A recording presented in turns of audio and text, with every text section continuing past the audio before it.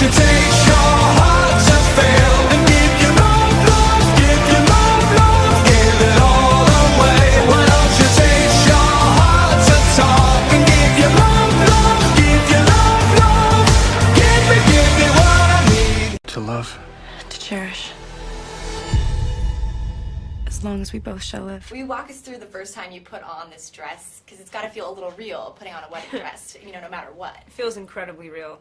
Also the build-up to putting on the dress, all the fittings and deciding what it was going to look like and all of that. Kristen was so nervous about it, and so she's walking down the aisle like completely freaking out. I mean, so it was so sweet to kind of see that.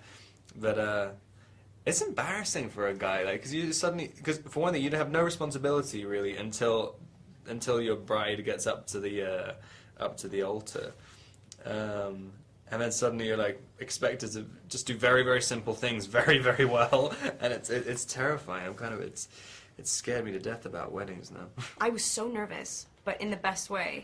As soon as I got to set, it was like, if you don't clear your head, you're not going to actually be able to have this experience.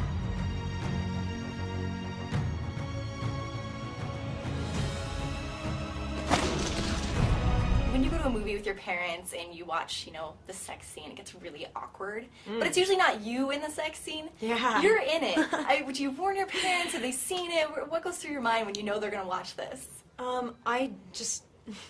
Sorry, guys. No, I mean, like, I don't really talk about it with them, to be honest. It'll be okay. I'm sure they'll probably think it's sweet. Or not. I don't know. You know, you've been on this journey now for 4 years or so. You were 16, 17 when you started.